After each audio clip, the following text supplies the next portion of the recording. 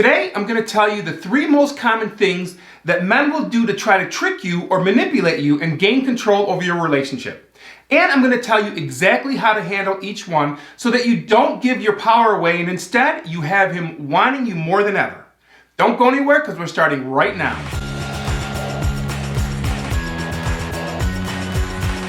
Hi everyone, I'm Dr. Antonio Borrello and I'm a psychologist and a relationship coach. This channel is all about helping you build great relationships so you can grow happy with the people you love. So, if you're interested in making your love life the best part of your life, start now by clicking the subscribe button and hit the bell notification so you aren't missing anything. On to how men trick women. Okay, what kind of tricks or manipulations am I talking about? I'm talking about calculated behaviors that are used to manipulate, to intimidate, or fool you and cause you to question your own perceptions. In intimate relationships, these manipulations are also used by insecure or controlling partners who wish to change the direction and experience of a relationship. For example, a person who doesn't feel they're getting enough attention from their partner might engage in some manipulative behavior in hopes of creating doubt or fear or jealousy in the relationship and get the attention back on themselves. So in this case, they're hoping to get something out of it, including gaining self-esteem or confidence in the relationship.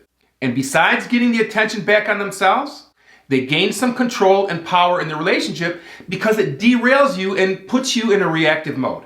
Instead of focusing on the positive aspects of a relationship and co-piloting the direction of your relationship, you are in a mode where you're wondering and questioning and reacting to whatever chaos or manipulation they've tried to engage you in. You lose your power. You become a passenger and he's the pilot. But when you know what's happening and what to do about it, you'll maintain your value and have him wanting you more than ever before. So, without further ado, here are 3 common manipulations. Number 1, the "I'm so busy" manipulation. This love trick happens when you meet a man who looks like he's a great catch. He's single, he's successful, he's attractive and charming. And when you begin communicating, he appears to be genuinely interested in knowing who you are. He seems authentic, open and honest, but he's also very type A personality. He's career-oriented and successful. And his schedule is rather packed with important things like work and colleagues and travel and friends. He's so busy that you might even feel like you're competing for his time. Nevertheless, it feels flattering because he's such a great catch and he's interested in making time to get to know you. And the first few weeks of dating go very well and you feel like he's genuinely interested in you and you're really into him. And this is when the manipulation starts. Just when he knows that you're into him and you really like him, he becomes a master of excuses. Now, what does that mean? Well, when he makes plans with you, he often cancels them last minute with excuses. He had to work late, or he forgot about a thing he had already scheduled. He insists that he wants to see you, but he couldn't get out of work or family or other obligations. And then he doesn't seem to be making plans or commitments with you like he did before. Instead, he calls you at night and last minute and asks to come over to see you. And because you know he's truly busy, you agree because you want to see him as well. But if you continue to allow this to happen, it will eventually become the norm and he will no longer be making you or the relationship a priority. Then the relationship moves in the direction and speed that he wants because you've given up your power. So, how do you handle this one? Well, again here, you've got to set some boundaries and not be available for him at the drop of a hat. Become more scarce and only see him if he's making an effort to further develop the relationship by investing his time and effort into you.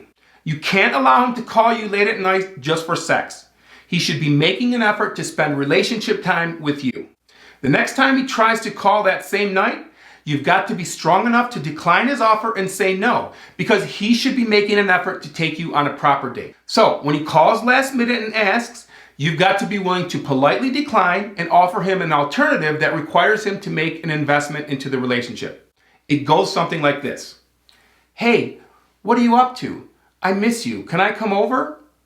You need to redirect him and say, "Aw, that's sweet. I miss you too. Maybe we can go on a date this weekend." Or say, "I miss you too. Let's plan an afternoon where we do A, B, or C."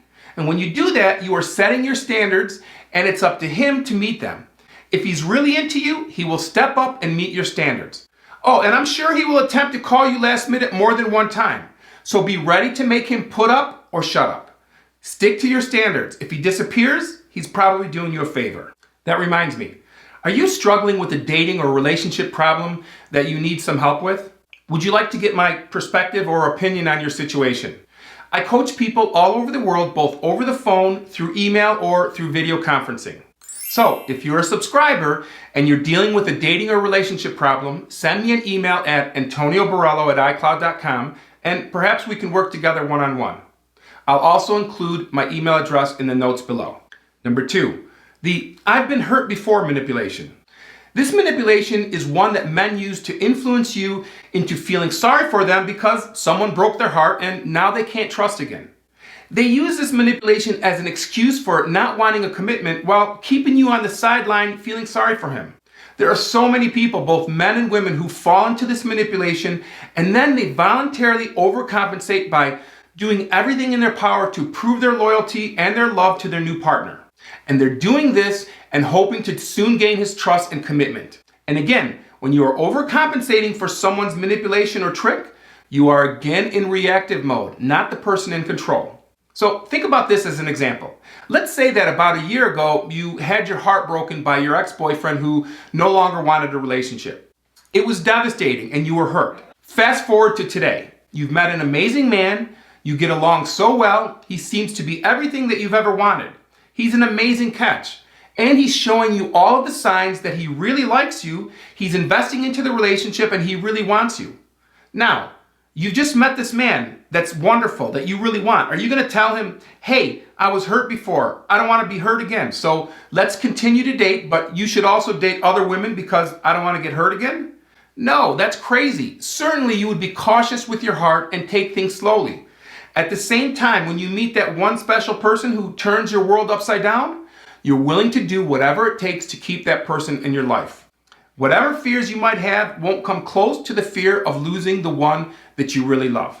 So, if a man won't commit to you because he's afraid of getting hurt, recognize this as a manipulation and let him know that you're going to continue to date. Because, after all, you want a relationship. And that keeps you in the driver's seat. Then move on and find the one that's afraid of losing you.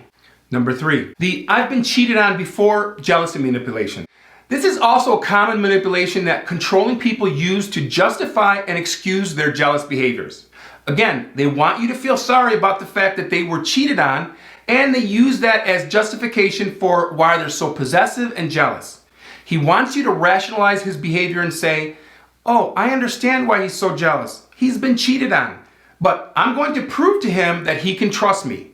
And you think in time he will trust you and not be so jealous and worried all the time. And that's a big mistake. Here again, you'll be overcompensating, thinking that you'll only have to do this temporarily because he will soon trust you. Again, you've been derailed, your behavior is reactive, and you've given up your power. The good news, like most other difficult emotional experiences, jealousy that is motivated by insecurity can be a trigger for growth. But that starts with an honest conversation with yourself and your partner discussing how jealous behavior is hurting your relationship.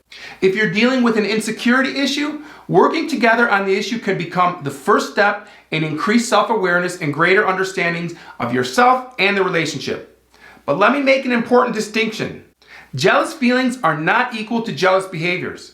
The first is caused by some insecurity, fear, or anxiety over the possibility of losing someone, but jealous behaviors, those are caused by a need to control and possess your partner. There's a big difference here. So, if you're seeing multiple warning signs or a progressive pattern developed, you should be concerned. Pathologically jealous individuals construct decisive evidence of disloyalty from irrelevant incidents. They refuse to change their views even when confronted with contradicting information. And they're inclined to accuse their partner of unfaithfulness with many other individuals. Under this form of jealousy, one of the partners considers that he or she has exclusive ownership over the other individual, and that this ownership is a necessity for preserving the relationship. So, be wise, trust your instincts, and protect yourself. If something doesn't sound or feel right, do what's best for you and keep yourself safe. That brings me to my next point. If you've had experiences with a jealous partner and you'd like to share your example, please feel free to leave a comment. Sharing your story might be incredibly helpful to someone who's dealing with a similar situation. If you haven't already watched the video on how men test women, click here to check that one out now. And for more videos that will help you build great relationships so you can grow happy with the people you love, please subscribe so you aren't missing any of our weekly videos. Thanks for watching. I'll see you in the next video.